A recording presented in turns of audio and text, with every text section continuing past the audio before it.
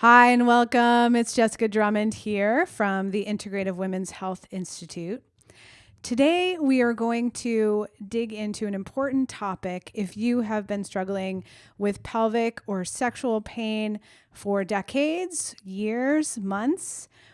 We're going to be talking about the 4 challenges that I see all the time in my practice to women being able to relieve their pelvic pain. We're going to talk about how to solve those 4 challenges, even if you have tried everything. So let's get started. Welcome. So here are the issues we are going to discuss, the challenges that I so commonly hear when women come to work with me who have been struggling with chronic pelvic pain for, just a short time or even for a very long time. They often say, I have seen so many doctors about my pelvic or sexual pain. Why is this so hard? All of the body's systems can be involved in pelvic pain. That's one of the reasons. Also, sometimes we're told by our healthcare team that it's all in our head. That's never true. And I want to empower you with that knowledge right now. One thing that is true, though, in every case, is that pain is always a decision made by the brain. And there are physical factors, emotional factors, mental factors, spiritual factors that all contribute to that bottom line decision being made in your brain about whether or not to send a pain signal and the intensity of that pain signal. About in any case, whether you were in a car accident, you're dealing with chronic pain, acute pain, it's always the decision of the brain. And we'll discuss that further in a few minutes. It always takes a team to support healing from pelvic pain. There are very few cases that I have seen in my nearly 20 years of practice where there is a silver bullet relief situation when it comes to pelvic pain because it's complex, and we'll get into the details in a moment.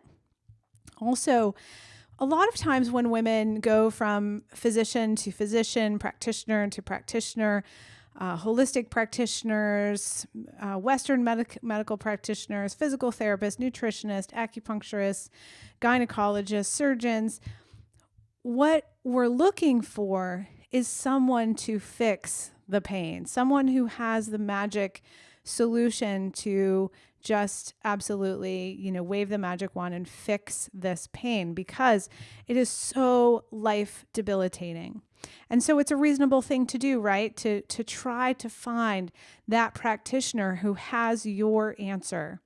The truth is, though, that it almost never takes just one practitioner. It takes a depth of understanding that a variety of practitioners will have and can support you with. And ultimately, the power lies with you as the team leader and pulling together this wide variety of recommendations that you may be receiving from various sources and really kind of considering, is this something that sounds true? It feels true to me in my body. When I try it, how does my body respond? And, that takes some real effort to find those practitioners, to vet them, to utilize and listen to their recommendations and see how they gel with your body's needs, with your intuition. And, that's difficult. It's much more difficult than if there was one practitioner who had the solution. But I think if we step into that empowered role of owning our healing dance, our healing journey, and realizing that there probably is not one, magic bullet solution in your case, but that there is a recipe, a pelvic pain relieving recipe that is unique to your body that can be found within the constellation of recommendations from a variety of practitioners, most of whom are very skilled and very well-meaning. And sometimes, you just get bad advice. And again, your role is to be the leader of that team, not to be led by any one member of that team. So let's get to the root cause of your particular pain by talking through what are all the factors involved. How can you find your unique pain relieving recipe? If you are the leader of this team, what are the steps that you need to go to figure out what your pain relieving recipe is? And at the end of this webinar, I do have a special invitation for you. So please stay tuned until the end. And I suggest, if you're anything like me, you have, 5 to 10 windows open at any given time on your computer.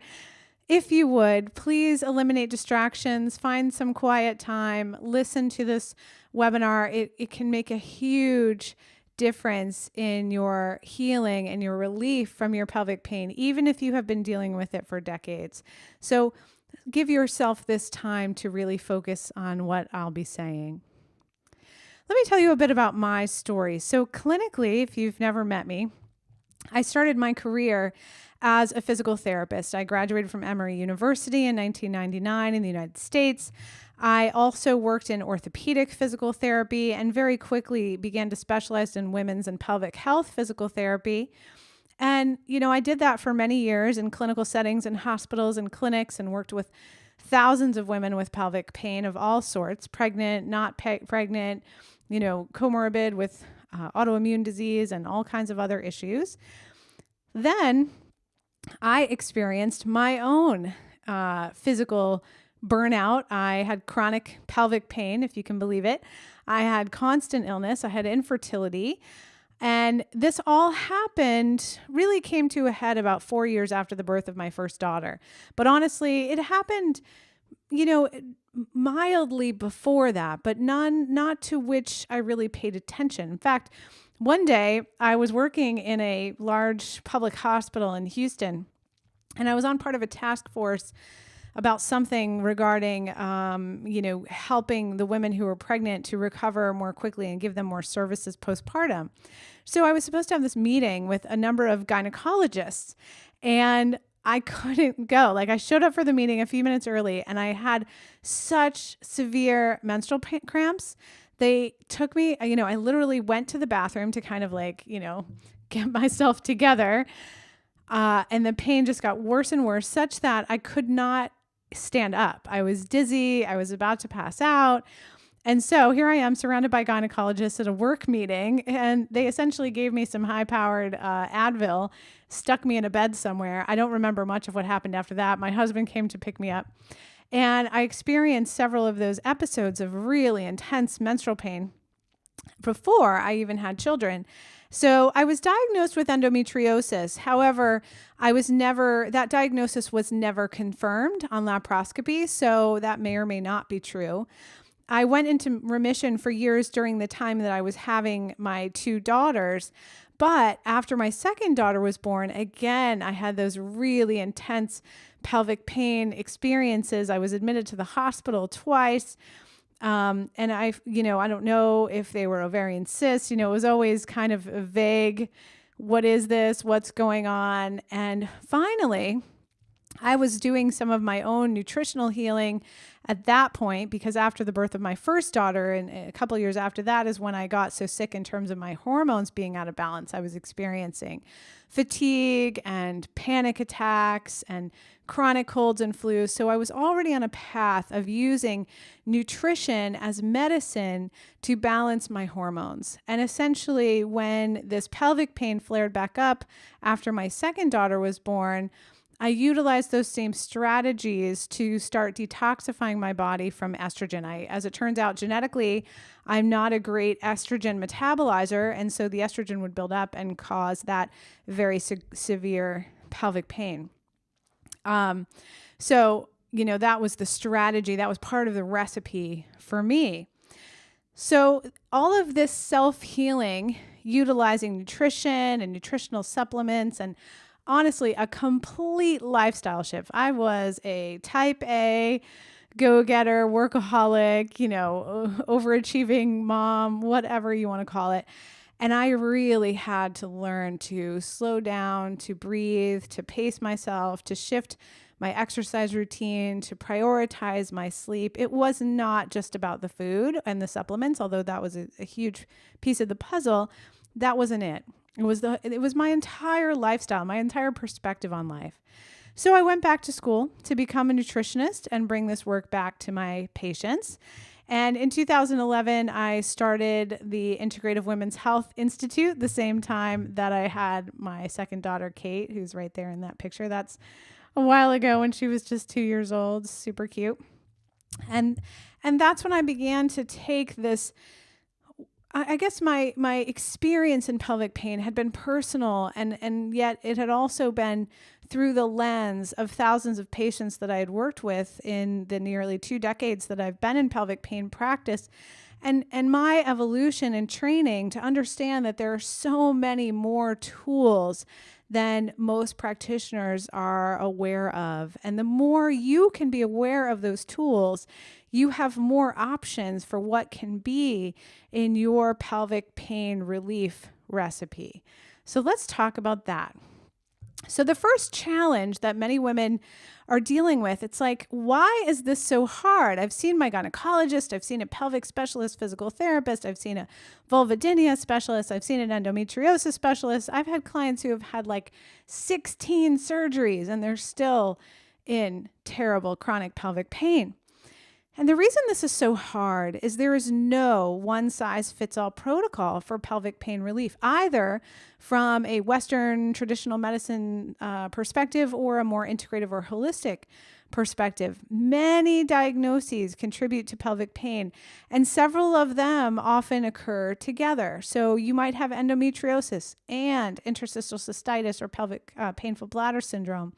You may have vulvodynia, you may have cyclical pain, hormonally related. You may have gastrointestinal, colon pain, constipation, IBS, IBD. Many of these can overlap. You may have chronic vaginal infections like yeast infections, bacterial vaginosis, or bladder infections, or urinary tract infections. And oftentimes these things happen together because so many systems converge in the pelvis. We have to start thinking of the pelvis as like this important bowl of a physiologic focus of a woman's health and safety, right? All of these systems rest in our pelvic bowl. Energetically, it's a source of our power and our comfort when our pelvic organs are working well. And this is, not even to get into women who have had surgery, whether it's a C-section or mesh, or, any kind of pelvic surgery where the fascia may be disrupted, there may be scarring. So many systems converge in the pelvis: the gastrointestinal system, the reproductive system and organs, the bladder, the nerves, nervous system is a part of this, muscles and fascia, and the immune system if there are any underlying history of infection. So if we take a look at all of these pictures here, you'll see, look at how many muscles, if we look at the picture to the right side, converge in the pelvis. Muscles from your back, muscles from your abdomen, muscles from your hip, muscles that support organs, muscles that allow for sexual function and urinary and bowel movement function. So many muscles and fascia and joints connect in the pelvis. We have the rectum, we have the uterus, we have the ovaries, we have the urethra and bladder, all in very close contact. And you'll see that picture at the bottom, that's sort of a surgical view. Notice the fascia that connects all of these different organs, the uterus, the ovaries, and a little bit in front, you'll see the colon, because you'll see from the picture on the top left, the rectum doesn't just stop there. Of course, it goes into the colon.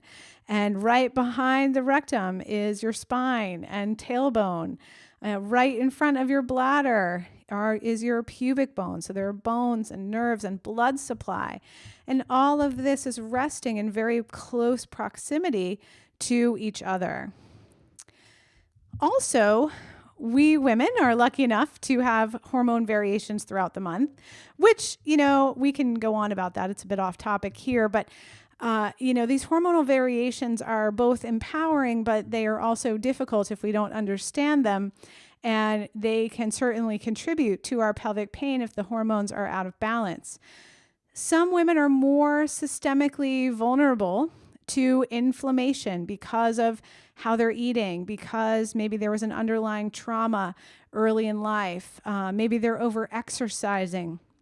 And, that systemic chronic inflammation we know now can show up in many ways.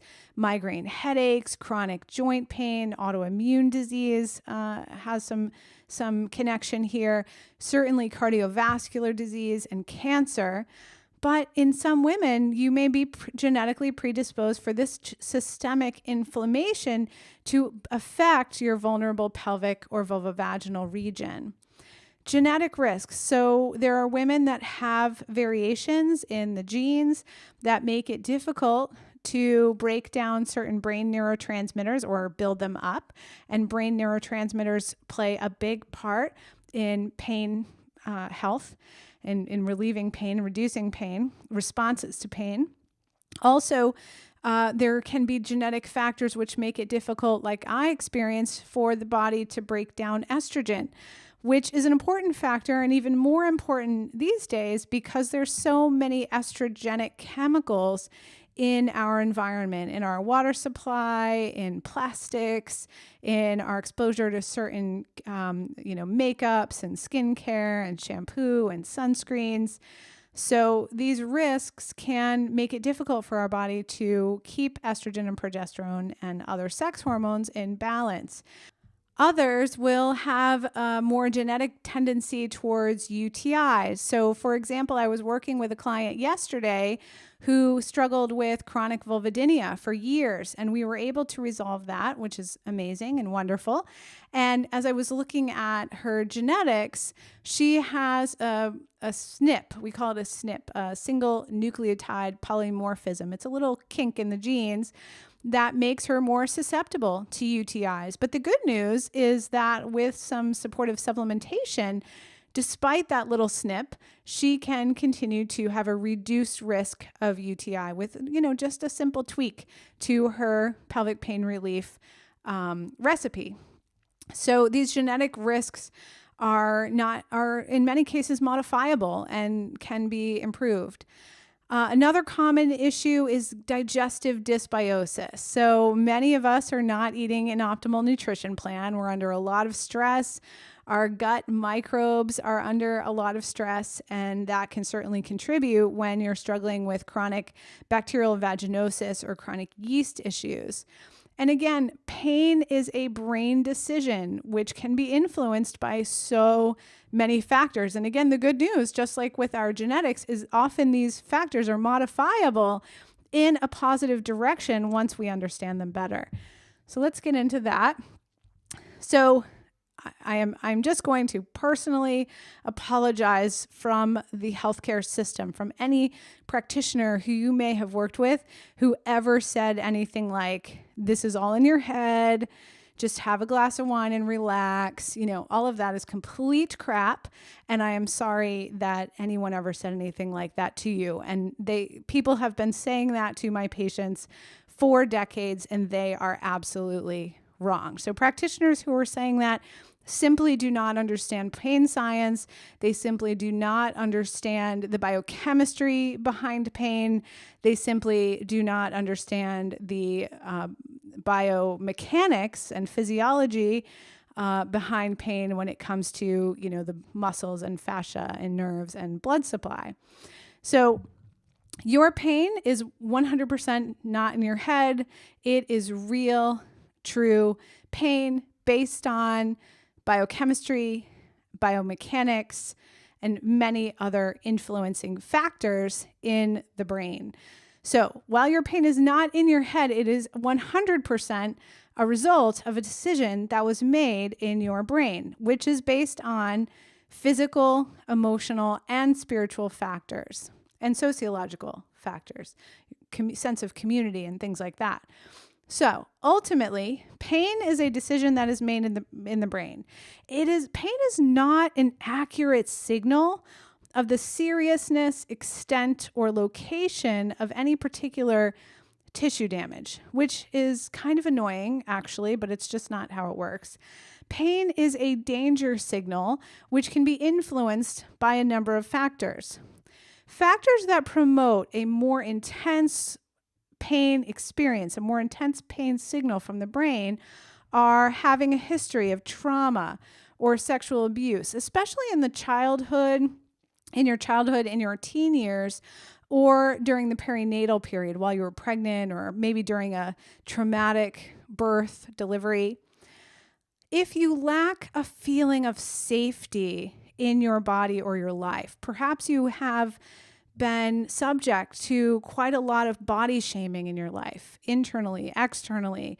Maybe you played a sport or danced or did something like that where, a certain body type was encouraged. And if you did not have that, you were subject to a lot of body shaming. Or if you feel unsafe in your life, if you have a lot of financial stress, lack of healthcare access, you have been the victim of domestic abuse, you lack a supportive community of friends, family, neighbors, or colleagues. And, this happens to so many people all the time in our current world.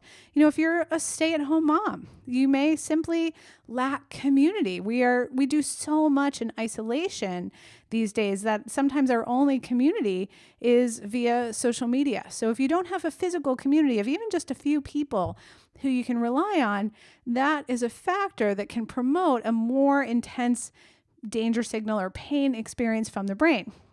And think about that evolutionarily, right? Women in particular were responsible for sort of holding down the tribe, let's say, holding down the fort, right? We weren't independent hunters.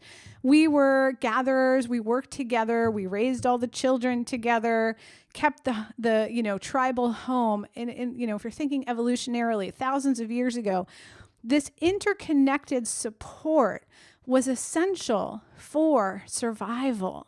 And while that may not be quite as true today, isolation is just as harmful to us physiologically because it's kind of baked into our physiology that we need strong, healthy interpersonal connection. So working on that is going to be important if that's a struggle for you.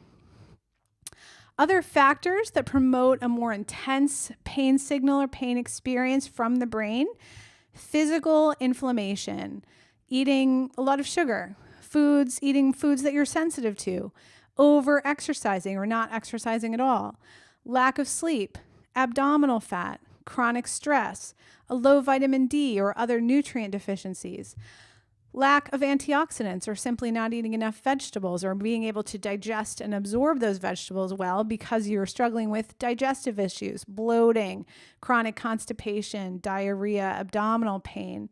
If you've had surgery, you have a chronic infection, or you're struggling with environmental toxicity overload, maybe you have a burden of heavy metals or persistent organic pollutants based on some environmental exposures. And other factors that promote a more intense pain signal from the brain: fear, stress, or lack of feeling safe in your intimate relationship, lack of understanding about your condition, or lack of understanding tools that you have and you can definitely learn for mitigating your pain. Because sometimes in the moment, it's so helpful to feel confident that you have a toolbox of things that you can do to mitigate that pain in the moment and move to the next moment. Sometimes it's a very moment to moment, hour to hour, day by day thing. Now, here's the good news. That might have been a little depressing, and I'm sorry about that. All these factors that can make your pain worse, right? It's important to understand them so we can mitigate them. Now, this is the good stuff. These are factors that can promote a less intense danger signal or pain experience from the brain. These are the factors that promote pain relief. Having a strong web of support, and it doesn't mean you have to have a full tribe of 100 women around and supporting you all the time. 2 or 3 close, supportive friends, and then a network of people who can help you in a practical way is really all you need for this to be ideal. And then the more the better.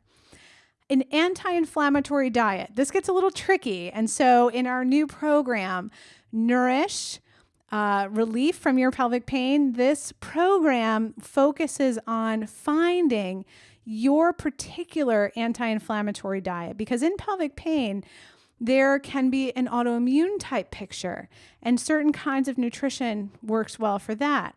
Some women are sensitive to some really kind of unusual things, histamine, oxalates, salicylates, and, again, navigating that can be a bit tricky. And it may be something fairly simple or common for you, but if you've never very consistently for at least a period of 3 to 4 weeks done an assessment plan, an assessment nutrition plan, you don't know what things are sensitive to. You might say, I took out gluten for a little while, it didn't do anything. Well, that may or may not be true. Maybe you were eating foods that were cross-contaminated with gluten, or maybe it's not just gluten. Maybe it's gluten and dairy and sugar, or maybe just you took gluten out, but you didn't add in enough beneficial nutrients. So figuring out the anti-inflammatory diet takes a step-by-step deliberate process, which we do go through in our program. A sense of safety in your body and your life. Sometimes this involves working with a pelvic pain specialist psychotherapist who really understands the trauma that can contribute to chronic pelvic pain. And sometimes it's just daily stress. Sometimes it's a spike in your stress, a new job, a move, a new baby. So many things can contribute here. Other things that help with promoting a less painful experience, promoting pain relief, tools and strategies for relaxing your pelvic and pelvic floor muscles, what we call down training the nervous system. So many women that I know just in general are walking around with kind of this low level of bundled physical stress. Some women that shows up as chronic migraines, or they get sick all the time. You see them running around at your children's school maybe, or at work, and they kind of get sick pretty often, or maybe it shows up as excess weight. But for many women, that low level tension manifests in the pelvis and pelvic floor muscles. And the good news is there are lots of tools and strategies and exercises for down training that entire nervous system, and in particularly the muscles in the pelvis and pelvic floor. Feeling empowered that you can do a lot to decrease your pain, and just knowing what your pain relief recipe is supports that empowerment. And again, leading your healing team, not being led by any particular professional on your healthcare team. You have internally the wisdom, the power for your own self-healing. It takes practice, though, to trust that, because we've been taught not to. Also, understanding the foods and lifestyle factors that make your particular pain better or worse. And living that way, not avoiding some of those triggers as much as possible. But then, as you'll see in the case study that we're going to go through, sometimes, we stumble, we eat a little too much sugar, we go out for ice cream or something. But so what? We know, okay, the pain came back. I know why, I understand. Or, I ran too much, or I walked too far in those high heels. I thought I was going to be able to get a cab, all these little factors that when we wake up the next day and we think, oh no, the pain is back. But no, there was a reason that the pain is back. And now we just have to get back on track with our pain relief recipe, and knowing that we have control and lots of tools and strategies to unwind that little hiccup in our plan, because no one is perfect. Then we have the ability to relax, and the pain flare up will be much less intense. And knowing your genetic risks and how to reduce them with foods, supplements, or lifestyle factors. So challenge number 3 is that it takes a team. Because there are so many systems involved in pelvic pain, there's not likely to be one healthcare professional on your team that has all the answers. Each individual's team will be different. Some issues are more problematic for some women than others. So who might be on your clinical team? A pelvic specialist physical therapist, a nutritionist or functional medicine practitioner, or both, psychotherapist, gynecologist, endocrinologist, a skilled endometriosis excision surgeon. You can find those at aagl.com. That is very important. If you do have endometriosis, You need to have it confirmed by laparoscopy. And the only person that should be doing an endometriosis surgery for you is someone who lives and breathes endometriosis excision surgery. There are very few surgeons who are very skilled at doing that in this country and or in any country in the world. You need to find one of those people if that is an issue for you, particularly if you are struggling with needing fertility preservation, because we can really decrease the pain of endometriosis without surgery. But if fertility is a concern for you, having skilled excision surgery is essential. And health coaches are also important. Who else might be on your home team? So not only do you need a clinical team, you need a home team. Your intimate partner or spouse, your friends, family, colleagues or boss, household support, practical things like who's driving the carpool, childcare, other paid help like a home chef or a driver to your health appointments. You know, your Uber driver can really be a supportive part of your home team if you just know that you don't have to drive yourself to appointments on days that you don't feel great. It's so important to know that you've got these resources available to you.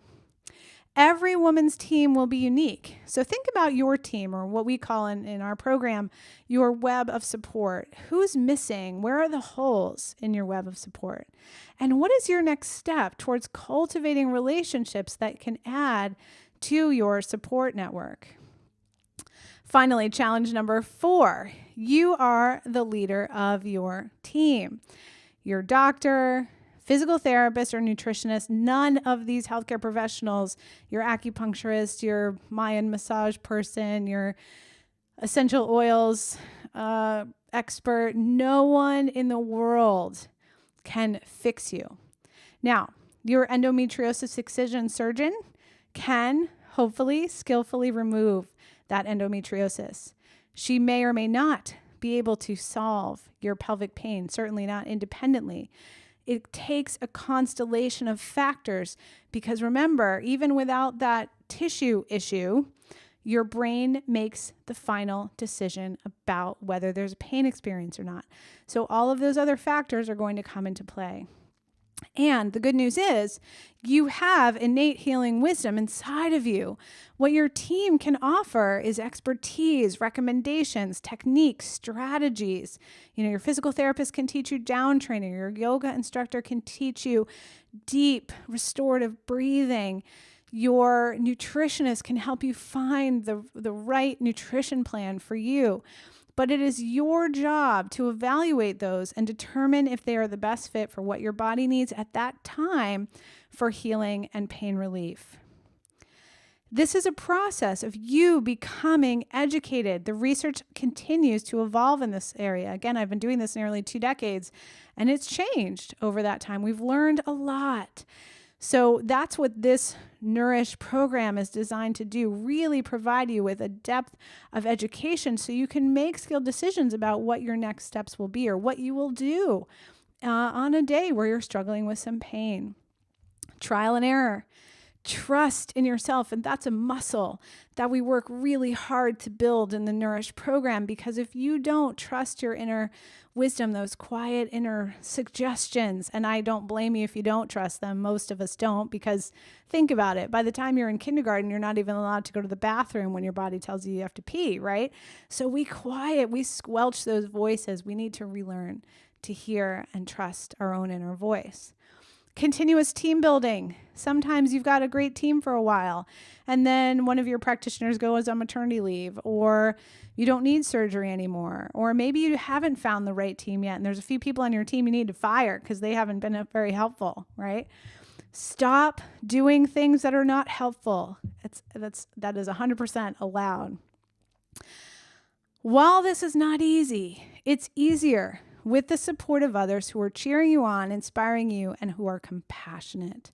Surround yourself with those people who want to see you well on a day-to-day basis. We have a public Facebook group called the IWHI, Healthy, Wealthy, and Wise Women Incubator. You can join that group. We don't offer personalized medical advice in there, but inspiration, resources, connections, support. These are where the people are who will cheer you on, inspire you, and offer you compassion. We need to relearn to listen to our intuition. It's a big practice in our programs. Relearn to hear what your body's whispering that it needs. And again, this takes practice. We've been taught over and over to ignore that wisdom. So let's talk through a case study that I see very commonly in my clinical practice. This woman was 35 years old. She had been struggling with painful sex and severe menstrual cramping since her teen years. She's the mother of a 2-year-old and she works part-time. Her pain plateaued and improved a little bit in physical therapy. Still, she was struggling with painful sex most of the time. Thankfully, it's less severe than it was before she started physical therapy, and her cyclical pain, again, is less severe. She still struggles with pelvic floor muscle tightness, and she's uncomfortable using dilators as a home form of pelvic floor muscle relaxation. She feels better in general on vacation because she also has some other health issues, but she didn't feel that she was improving at all regarding her painful sex, even if she was on vacation. She reported severe cramping and irregular periods beginning at age 15 when she first got her period. She did have laparoscopic surgery, which confirmed endometriosis 8 years ago, and she also had excision surgery, which after that she was able to get pregnant. She had endometriosis diagnosed in her teens. She started birth control pills at that time, but she really didn't tolerate them. She said that they caused her to gain a lot of weight. And so she stopped after a year. She had chronic yeast issues since she was a teen. She had regular massage therapy, which she found helpful. But again, just like going on vacation, it didn't really solve her sexual pain issue. She also reported feeling tired even when she first woke up in the morning and, really getting worse throughout the day. She reported a history of migraines, but she gave up sugar completely for a while and that resolved them. And when she started eating a little sugar again, they would come back, but not as intensely. So I referred her to a pelvic pain specialist psychotherapist for support with her. She had some marriage and sexual relationship issues. And that is extremely common among my clients with pelvic and sexual pain. That's a key part of an intimate relationship. And so whether you're dating or you're married or divorced, there is support for you around that part of it because that's important. We did a lot of pain science education to help her better understand her danger and her safety skills, her big safety toolbox. And there are some resources that I had her read, Explain Pain and the Protectometer by Butler and Mosley, which you can get on Amazon if you're curious. In nutrition, we did an assessment with a 3-day food journal, which is where we always begin. And she was on, when I looked at that food journal, what I saw was significant calorie restriction, lots of reliance on reduced calorie processed foods. Or she was eating a lot of organic foods, but again, they were processed, bars, shakes. She was always dieting. And she said, she never really felt like she lost the weight from having her children. And she had gained weight when she was on birth control. So weight and energy were real struggles for her in addition to her pelvic and sexual pain. So we started on our pelvic pain nutrition plan, which at the time we focused on for clients with endometriosis and interstitial cystitis. Now we've made that a bit more general for our program, our online program. And this is a simple elimination diet with a focus on healthy fats and restoring lost micronutrients. These are important for hormone balance, for estrogen metabolism or detoxification breakdown, pain relief, antioxidants, all of these factors that we need from a nutrition standpoint to resolve the pain issues around endometriosis and IC. She did this for 3 weeks. You have to do it 100% consistently for at least 3 to 4 weeks to get the immune system to quiet down. This helps the immune system chill out and stop being so inflamed and overactive just about food. It's really important. So if you've given up gluten or anything else, but you haven't done it in the context of a program that you've committed to with support for a minimum of 3 to 4 weeks, where you're also not just gluten, but maybe dairy, maybe sugar, some of the key factors all at the same time for 3 to 4 weeks, this is something that's really important to helping figure out your particular pain relief recipe. I also recommended some higher quality protein powders and homemade versions of the more processed food snacks she was relying on, with a few things that she could just grab because she didn't love to cook, as lots of us don't. I've actually grown to love to cook, but I don't always have time. Digestive function. She reported slow digestion and 3 out of 10 abdominal pain after eating with intermittent constipation. On her organic acids testing, we saw significant signs of intestinal dysbiosis, but no yeast overgrowth at the time. And there was no stool testing or other testing available. So to support her digestive functions, you can be eating the healthiest, most nourishing diet for you, pain-relieving diet for you, but if your digestive system is not working optimally, you can't absorb the nutrients that you need for your body to heal, to relieve the pain. So we've got to eat slowly, mindfully, not under stress, chewing at least 20 to 40 times per bite, which seems excessive, but that'll really slow you down. Digestive enzymes, glutamine, demulcent herbs, zinc. These are all important particular supplements that help improve digestive function to allow for nutrient absorption. And nutrient absorption is really the key to healing. Bone broth and high mineral vegetable broths, blended vegetable soups, again, help with absorption so that we can heal the digestive tract itself and quiet the immune system. And for her, because she was showing signs of dysbiosis, which means her gut bacteria were out of balance, we did an antimicrobial herb and probiotic protocol. I recommended that she return to pelvic floor physical therapy during our work together to see if the collaboration would support some breakthroughs in her plateau and progress. So it did help. A lot of times when you're nutritionally supporting the tissues, they're healthier. You've got better blood supply. Those muscles can contract and relax and move with less struggle because the tissues themselves are much healthier when you have those nutrients to support their healing. I also recommended visceral physical therapy because she was struggling with slow bowel transit and toilet positioning for moderate constipation. With physical therapy, we added home manual therapy without dilators. So her pelvic floor muscle relaxation exercises she did with her partner and with her own fingers.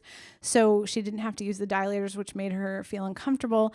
And again, she was able to do this with her partner as she worked with her psychotherapist. And her physical therapist too. A lot of times your physical therapist, the really great ones, will bring your partner in with you and just really explain and help him or her to really understand what's going on with the muscles, with the fascia, what's going on that they can be supportive and help with. I used to do that all the time in clinical practice. And, you can also develop a language with your partner around feeling safe, knowing when things are painful, knowing when things are more relaxed. And that conversation and that connection and that understanding between the both of you can really support sexual healing more quickly. Nervous system downtraining and adaptive neuroplasticity support. That fancy stuff simply means that when your brain neurons are healthier, you don't have such a danger situation going on in the brain. So your pain experience is likely to be a lot less. So mitochondria are the energy powerhouses of every single cell, including your brain neurons. So when the mitochondria are not functioning well, the brain itself is stressed and the nerves are stressed. So we saw in her organic acids testing that she was not really able to take in fat. The brain is basically made of fat, so we've got to fix that. And she was also experiencing a lot of oxidative stress to her mitochondria. So if she can't detox, if she's got too much oxidative stress, her mitochondria aren't going to work very well, and that's going to contribute to one of those danger signals physiologically, biochemically in the brain. So CoQ10 and L-carnitine were supportive there in her particular case, and we increased slowly to her eating at least 8 servings of vegetables per day, which was essential. Yoga, mostly restorative, but she was beginning to tolerate more rigorous yoga by the time she was done with our service. 4-7-8 breathing, again, more nervous system quieting, and a daily mindful meditation practice of at least 10 minutes. She had low stress hormone during the day with a spike at night. That's kind of opposite for what you should have. You should have a little spike of stress hormone in the morning, which isn't stressful. That's actually the normal healthy response. That helps you get out of bed with energy. If you're getting out of bed with no energy, we need to fix that. And if you're dragging all day, but then can't go to sleep at night because you get this second wind, which is what she was experiencing, and she also had sex hormone issues, we've got to fix that so that your stress hormones move correctly with the time shift. A little burst in the morning to get you out of bed. You shouldn't need coffee, right? If you're needing coffee to get up and wine to wind down, your stress hormones are probably flipped. So we've got to work on that. How did we do that? In her case, health coaching. Health coaching was essential for getting her rhythms back in order, and also cognitive behavioral therapy with her pelvic pain psychotherapist. We increased her daylight exposure to 60 minutes without sunglasses daily. And she had a bedtime routine right about 8:30 when she finished putting her kids to bed with absolutely no screens. Included Epsom salt baths and things like that. For progesterone, we added 1,000 milligrams daily of vitamin C and a fertility blend or a Chaste Vitex supplement. She eliminated caffeine and significantly reduced her alcohol intake. She had her own patient-led, she was a leader of her multidisciplinary team. She was no longer seeing her surgeon. She continued with pelvic floor PT and psychotherapy as needed, which was much less over time. I recommended that she find an integrative gynecologist, which can be hard to do. There aren't that many around, but in larger cities, you can usually find someone. And we worked through health coaching on building her intuitive skills for decision making. You know, who's right for her team now? Who does she need to be, kind of keep on retainer when things get a little off course, right? And a web of support for her home team. Pelvic pain is something that is really managed over the lifetime. Even in my own case, if I were to go back to eating a lot of sugar, not getting enough sleep, not having any exercise program, not taking my supplements, my pain would come back. Even if you've built resilience over time, you've got to take care of yourself for the lifetime.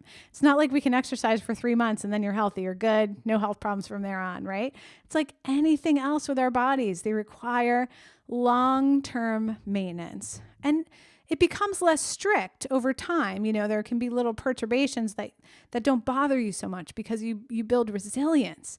But for the first, 6 months to 2 years, commitment is most important to really a depth of root cause healing. Just commitment to your own health, your own value, your own, just desire to take great care of yourself. And that's kind of a lot of work. You got to cook 3 meals a day. You've got to go to bed at 8:30. You've got to turn off all your devices. You've got to, leave work on time. You've got to say no a lot more to, things that people want you to do that are just obligations for you. And this is work, which is why having a step-by-step program, having some support, having your home team, having a great clinical team is the best way to execute this, because this is a long-term plan. This is a lifestyle. It's not a diet. So over the course of 6 months, this patient's pain was fully resolved, except she had a couple of occasional flares. If her work or marriage stress level increased, she noticed, my pelvic pain's talking to me. I better go deal with that. And once she went to a birthday party and ate a bunch of cake. I don't know why she did this. She just felt like it.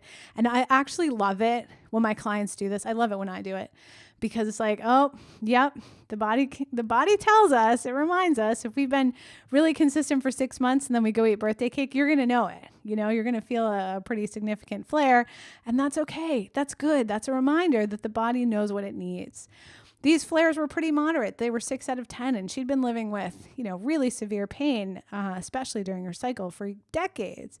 But she felt that flare. She got the message. She returned to pain-free sex within 2 weeks as when she got right back on her personal pain relief recipe. All right, so what's the solution for you to overcome the 4 challenges and be more like my patient there who figured out her pain relief recipe and lived it, committed to living it for life? Well, we've created a program. It's educational, it's supportive, it's practical and active to help you overcome these 4 common challenges to pelvic pain relief. It's called Nourish Holistic Pelvic Pain Relief Program. Here's our fancy, logo for it. And to learn more, let me tell you a bit about the program specifics. There are 12 online modules delivered to your inbox. You'll get a module on mindset. It's so important. We really haven't been taught by sort of the mainstream healthcare system that we have so much power to heal, to be healthy. We've been taught to look for the fix-it solution, that one, golden doctor has the solution. And that's simply not the truth, especially with something like complex chronic pain. The second module is about your health vision. So what I've learned in my 20 or so years of practice is that pain, when you're in intense pain, you're running from it. You're willing to do anything to get out of that intense pain. And I understand that. When I was in a ball in the car on the way to the emergency room, I'm like, give me a shot of anything. I will do anything to get out of this pain, whatever it takes. But that doesn't last forever. And it only lasts when you're kind of in those intense bouts. We always have to have something that we're moving towards. So when the pain is decreased, but still really bothersome, or those intense flares are less often, sometimes we just sort of give up and are like, this is how I'm going to just live.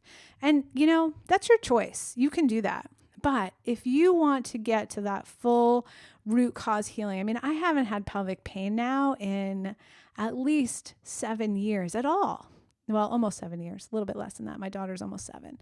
So 7 years. And I don't expect to. If I feel a little bit, I'm going to, get right back on the wagon, right?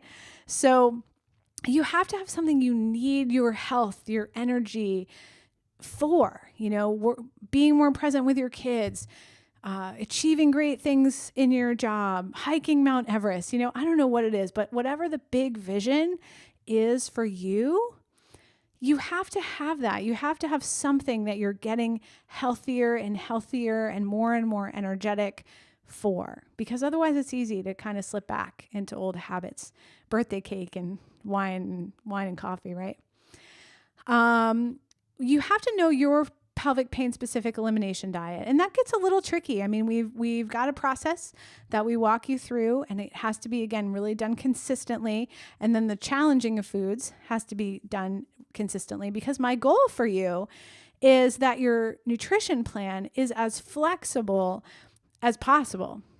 I don't want you stuck on eating just 5 foods. We want nutrition in there, healthy, whole foods, nutrition, as good quality as possible, but I want your diet to be as flexible as possible. So if you're not really sensitive to something, let's put it back in the nutrition plan. We also include 2 modules on supplement support, specific supplements for digestive function, hormone balance, immune health, neurotransmitter health, and detoxification or breakdown, mitochondrial health, probiotics, so your gut bugs are properly balanced, and not all probiotics are equal by any stretch. So that's included in the program. Also, lifestyle strategies for quieting the nervous system, because remember, all decisions regarding that pain experience are ultimately made in the brain. Lifestyle strategies for pelvic pain relief, building your particular healthcare team, how to find that rockstar group that's going to be supporting you, pelvic healing movement, and we also include 2 modules on healthy hormone balance, because this is also key in pelvic pain relief. This is a practical program. It has been tested by hundreds of clients at the Integrative Women's Health Institute with great results. Based on my nearly 2 decades of clinical practice in pelvic pain management, we have based this all on research, on clinical experience, on patient experiences to make it effective. It's a step-by-step guided approach with daily journaling, recipes, and other guides. And we include delicious cookbook which is filled with simple recipes to support you and your family, also tested by our clients and made by a home cook. I made a mistake years ago. Our first cookbook for the first version of this program, which was probably in like 2012,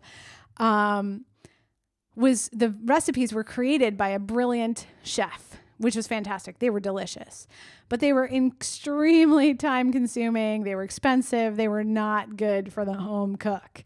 So I may still have that book somewhere, but I literally never make any of the recipes. If I want something that complicated, I just go out to dinner, right? So this is a cookbook that is designed to be simple for home cooks and stuff your kids will eat. Specific supplement recommendations from the highest quality companies. These companies that I recommend have voluntary FDA inspection. There's no fillers. They're all pharmaceutical grade quality supplements. So thank you for joining me today. I invite you to join Nourish Holistic Pelvic Pain Relief. Our new program is available today. The complete details about the program are available on the page below. And if you have any questions at all, please email my team at support@integrativewomenshealthinstitute.com. 6 months from now, I want you to know your pain relief recipe, and I want you to feel confident that you can use it as much as you need to, whenever you need to, and that you're supported by a clinical team and a home team that you are the leader of. That's my vision for you. I can't wait to see your visions. Join us in our public Facebook group, and I hope you'll join our Nourish Holistic Pelvic Pain Relief program today. See you there. Bye-bye.